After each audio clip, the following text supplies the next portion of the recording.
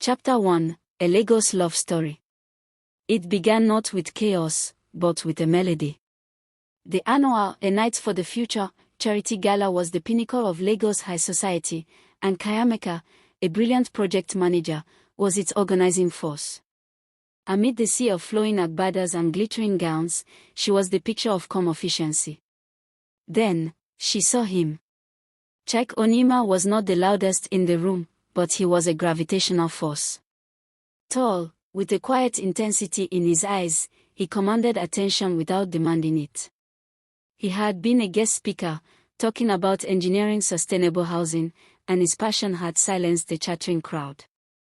He found her later, near the podium, as she directed the cleanup. "Your event was flawless," he said, his voice a warm, low baritone that seemed to vibrate in the space between them. "But I think the real architect is the one who never stepped onto the stage." Kayameka, never one to be easily flustered, felt a blush creep up her neck. "And I think the engineer sees structures where there are none." He smiled, a slow, genuine curving of his lips that lit up his whole face. "Then perhaps you'll allow me to deconstruct my theories over dinner." Their courtship was a Lagos fairy tale. Sunset drives along the Lekki Koi Link Bridge, their hands brushing in the console. Private laughter in upscale restaurants in Victoria Island. He would have family with respect, bringing choice gifts for her parents and engaging her younger sisters, Adan and Joy, in thoughtful conversation. When he formally asked for her hand in marriage, presenting the kola nut and palm wine with a sincerity that moved her father to tears, it felt like the perfect beginning to a perfect life. The traditional wedding was a spectacle of vibrant encore and joyful tears. The white wedding at the Lekki Conservation Center was the talk of the season. In the photographs, Kayameka's smile was radiant, unshadowed.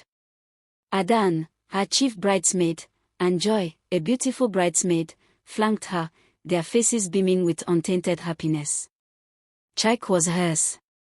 Wholly, completely, beautifully hers.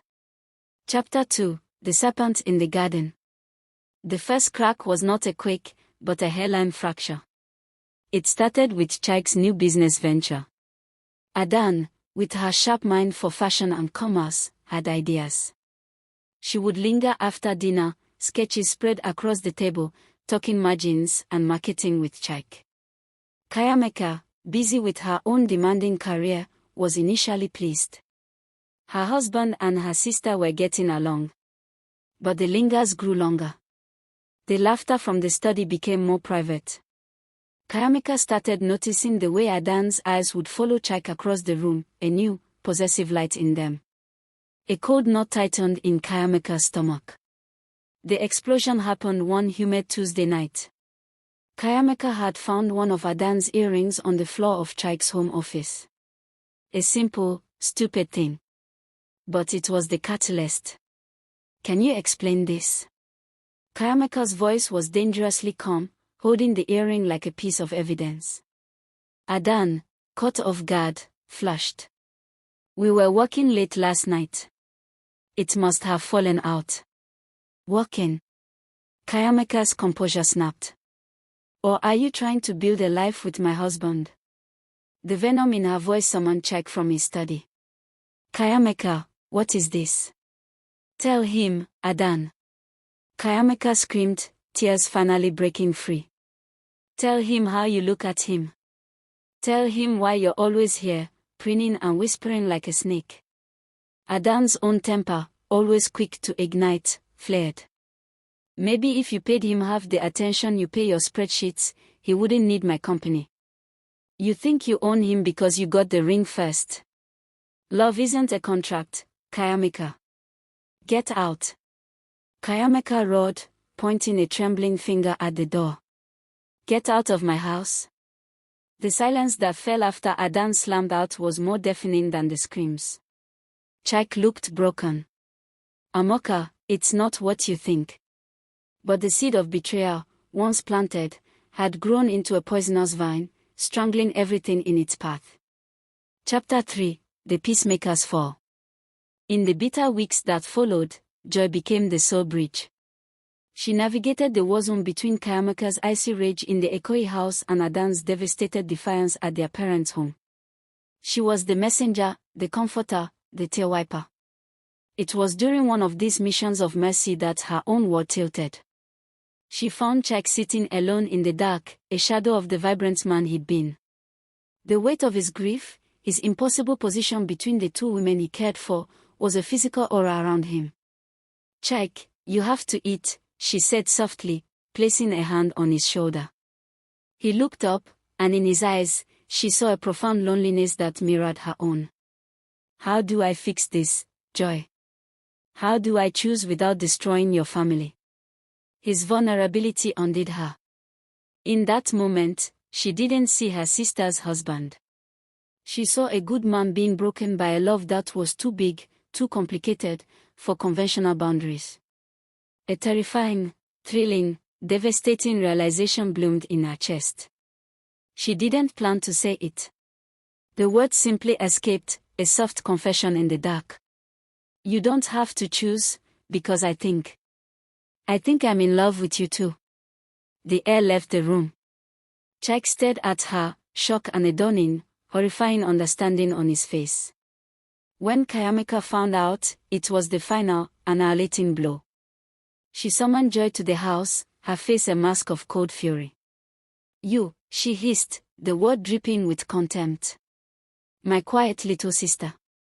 While I was fighting with Adan, you were sneaking in to steal what was left." "It wasn't like that," Joy pleaded, tears streaming down her face. "Did you plan this together?"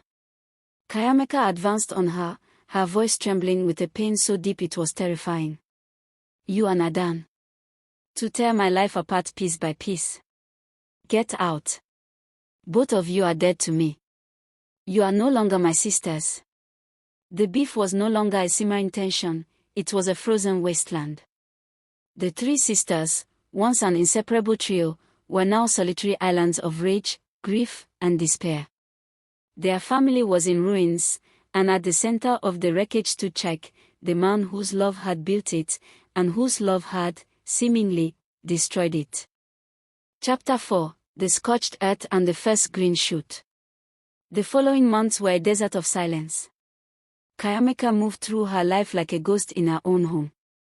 Adan, filled with a toxic mix of guilt and defiance, poured herself into her business. Joy, racked with shame, retreated into herself. The catalyst for change came from an unexpected source, their mother. She arrived at Kayamika's house, her face lined with a grief that mirrored her daughter's. "I have watched my three girls try to kill each other," she said, her voice steady but heavy. "And for what? A man. Is a man, any man, worth the blood of your sister? Your own flesh?" Her words were a slap. Kayamika, who had worn her anger as armor, felt it crack. A reluctant, agonizing series of meetings began. Facilitated by a no-nonsense therapist, they were sessions filled with venomous accusations, shattered glasses, and raw, screaming pain. "You stole him from me," Kayamika yelled at Adan. "You neglected him," Adan screamed back. "And you," Kayamika turned to Joy, her voice dropping to a wounded whisper, "you betrayed me in the deepest way possible." But in dragging the poison into the light, they began to drain it. They saw the chain of events not as a malicious plot, but as a tragic spiral. They saw Chike's torment, his refusal to abandon any of them to a life of heartbreak. The turning point was when Joy, during a session, finally broke down completely. "I didn't want to love him," she sobbed, her body racked with heaving cries. "I just saw you both hurting him, and he was so lost, and my heart, it just fell. I'm so sorry, Kayamika. I'm so sorry." It was the raw, unvarnished truth. And for the first time, Kayamika looked at her younger sister not as a rival, but as a young woman as lost and heartbroken as she was. The ice around her heart didn't melt, but it developed a fissure. It was Adan who spoke the impossible solution into existence. "We can either spend the rest of our lives as enemies," she said, her voice hoarse from crying, Or, we can accept that this family's heart has grown in a way none of us planned. Together. It was a crazy, scandalous, unimaginable path. But the alternative, a lifetime of estrangement and bitterness, was a far darker fate. The road to reconciliation was not smooth. There were relapses into jealousy, bitter arguments over the smallest things. But the sisterhood that had been their foundation, though fractured, had not been completely destroyed. It was